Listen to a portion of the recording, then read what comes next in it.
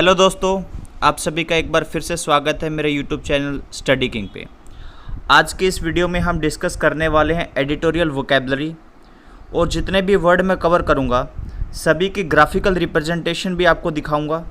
और ये इस सीरीज़ का 21वां दिन है, तो आइए स्टार्ट करते हैं। अगर आपको इस तरीके का एडिटोरियल प्लस वोकैबुलरी पार्ट चाहिए तो आप मुझे इस नंबर पर व्हाट्सअप करिए। आपको क्या करना है, अपना नाम और आप जिस स्टेट से बिलोंग करते हैं उस स्टेट का नाम लिखकर मुझे भेज देना है। अगर आप टेलीग्राम ग्रुप में या फेसबुक ग्रुप में ऐड होना चाहते हैं तो इस वीडियो के डिस्क्रिप्शन में देखिए, वहाँ पर आपको सारे के सारे लिंक प्रोवाइड किए गए हैं। देखिए, सबसे पहला वर्ड क्या है, प्रॉफिटरिंग। इसे नाउन के तौर पर इस्तेमाल किया गया था और इसका मतलब होता है हिंदी में मुनाफाखोरी या फिर सट्टेबाजी के लिए भी इसका इस्तेमाल कर लिया जाता है। सेम मीनिंग के वर्ड्स के तौर पर एक्सटोर्शन, एक्सप्लॉयटेशन, रैकेटरिंग और अपोजिट मीनिंग के वर्ड्स के तौर पर एथिकल, गुड, ऑनेस्ट, इनको लिया जा सकता है। यह है ग्राफिकल रिप्रेजेंटेशन प्रॉफिटरिंग की। तो इसका स्क्रीनशॉट ले सकते हैं आप और नोट्स बनाने में इसका इस्तेमाल कर सकते हैं। नेक्स्ट वर्ड देखिए, एवरेशियस। एडजेक्टिव के तौर पर इसका इस्तेमाल किया गया और इसका मतलब है कंजूस। सेम मीनिंग के वर्ड्स के तौर पर ग्रास्पिंग, ग्रीडी, अपोजिट मीनिंग के वर्ड्स के तौर पर चैरिटेबल, एक्स्ट्रावेगेंट, इनको लिया जा सकता है। अब आपके सामने है ग्राफिकल रिप्रेजेंटेशन एवरेशियस की। तो ये सारे के सारे जो यहाँ पर प्रोवाइड किए गए हैं वो सारे के सारे सेम मीनिंग के वर्ड्स के तौर पर लिए जा सकते हैं। अगर कोई इंपॉर्टेंट इडियम या फ्रेज आता है तो वो भी मैं यहाँ पर मेंशन करता हूँ आपके सामने, ताकि वो भी आपके साथ साथ कवर हो जाए। नेक्स्ट वर्ड देखिए, फॉल स्क्वायर। ये एक फ्रेजल वर्ब था जिसका मतलब था समानता करना। सेम मीनिंग के वर्ड्स के तौर पर even up, make equal, opposite meaning के वर्ड्स के तौर पर डिसएग्री, डिसअरेंज, इनको लिया जा सकता है। तो मैंने यहाँ पर स्क्वायर का लिया है, तो इसका मतलब town square, conservative, straight, fair, old fashioned, ये सभी हो सकता है। तो उसका क्या क्या सेम मीनिंग हो सकती है वो सारी की सारी यहाँ पर इस ग्राफिकल मेथड में दिखाई गई है। और ये यहाँ पर ये जो रिप्रेजेंटेशन है स्क्वायर से, ये होती है अपोजिट मीनिंग। तो ओल्ड फैशन्ड का अपोजिट मीनिंग यहाँ पर दिखाया गया है। बाकी ये जो रिप्रेजेंटेशन है ये सारी की सारी सेम मीनिंग की है। नेक्स्ट वर्ड देखिए, बॉम्बार्ड। इसे वर्ब के तौर पर इस्तेमाल किया गया और इसका मतलब बौछार करना, अंधाधुंध किसी चीज़ का होना दिखाता है बॉम्बार्ड।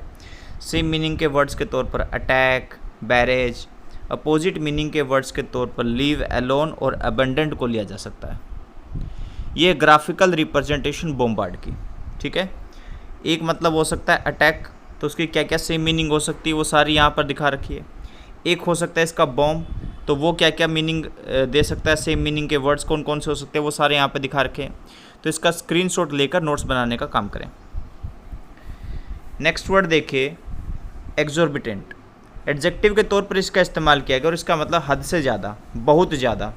सेम मीनिंग के वर्ड्स के तौर पर excessive, high, undue, unreasonable, preposterous, opposite meaning के वर्ड्स के तौर पर चीप, गुड, माइल्ड, इनका इस्तेमाल किया जा सकता है।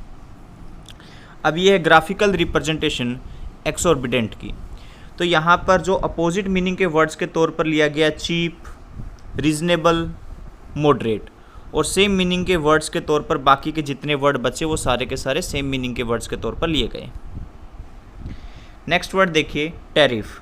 नाउन के तौर पर इसका इस्तेमाल किया गया और इसका मतलब कहीं ना कहीं मूल्य, रेट या फिर शुल्क होता है। सेम मीनिंग के वर्ड्स देखिए, price list, charges, imposed, assessment, toll, इनको ले सकते हैं। ये है ग्राफिकल रिप्रेजेंटेशन टैरिफ की।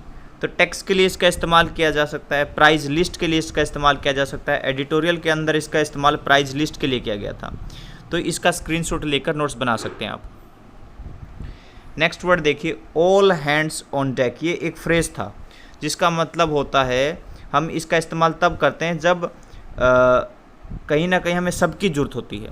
यानी कि जब 1, 2, 4, 5 से काम नहीं चल सकता, जितने भी वहाँ पर अवेलेबल हैं सभी सोर्सेस का, सभी व्यक्तियों का इस्तेमाल करना हमारे लिए ज़रूरी हो जाए।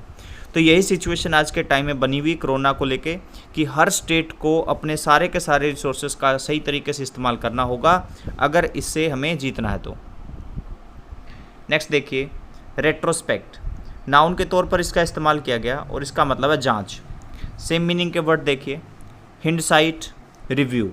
अपोजिट मीनिंग के वर्ड्स के तौर पर एंटिसिपेशन, फोरसाइट इसको लिया जा सकता है। ये है ग्राफिकल रिप्रेजेंटेशन रेट्रोस्पेक्ट की। ये जो वर्ड है एंटिसिपेशन, फोरसाइट, ये अपोजिट मीनिंग के वर्ड्स के तौर पर लिए गए, बाकी सारे के सारे सेम मीनिंग के वर्ड्स के तौर पर लिए गए। नेक्स्ट देखिए सॉर, एडजेक्टिव के तौर पर इसका इस्तेमाल हुआ और इसका मतलब वंचित। सेम मीनिंग के वर्ड्स के तौर पर seed, clip, cut, save, snip, trim, crop, यानी कहीं ना कहीं किसी चीज़ को काट देना, उड़ा देना, गंजा कर देना, ये वाली भी मीनिंग ली जा सकती है। तो इसका ग्राफिकल रिप्रेजेंटेशन सिंपल है, सीड ही वर्ड ले पाएंगे। नेक्स्ट वर्ड देखिए हर्ष, एडजेक्टिव के तौर पर इसका इस्तेमाल किया गया और इसका मतलब कड़ा। सेम मीनिंग के वर्ड्स के तौर पर severe, hard, tough. Opposite meaning के वर्ड्स के तौर पर लविंग, काइंड, स्वीट इनको ले सकते हैं। तो हर्ष के लिए जो वर्ड्स हैं देखिए severe, bleak, cruel, hard, drastic, इन सभी को ले सकते हैं। बाकी सभी सेम मीनिंग दिखा रहे हैं, सिर्फ ये जो मर्सीफुल है ये अपोजिट मीनिंग के तौर पर यहाँ पर लिया गया है। नेक्स्ट वर्ड है एग्जिबिट, वर्ब के तौर पर इसका इस्तेमाल किया गया। इसका मतलब होता है हिंदी में बिगाड़ना, बिगाड़ देना, बढ़ा होना, यानी कि अलग अलग सेंस में सेंटेंस के हिसाब से इस्तेमाल किया जा सकता है। या तो बढ़ा देना होता है या फिर किसी चीज़ को बिगाड़ देना, यानी कि इतना बढ़ा देना कि चीज़ें बिगड़ जाएं। आप इसको ऐसे भी समझ सकते हैं। सेम मीनिंग के वर्ड्स के तौर पर make worse, excite, provoke, infuriate. Opposite meaning के वर्ड्स के तौर पर एड, एलिविएट, अपीज इनका इस्तेमाल कर सकते हैं। ये है ग्राफिकल रिप्रेजेंटेशन एग्जिबिट की। तो यहाँ पर ये सारे के सारे सेम मीनिंग के वर्ड्स के तौर पर इस्तेमाल किए गए हैं। जैसा कि मैंने कहा था कोई फ्रेज़ या इडियम आ जाता है जो सेम मीनिंग कंटेन करता है तो मैं उसको भी आपके सामने लेके आता हूँ। तो fan the flames of, add insult to injury, ये तो बहुत बार एग्जाम्स के अंदर पूछा गया है। थैंक यू सो मच दोस्तों।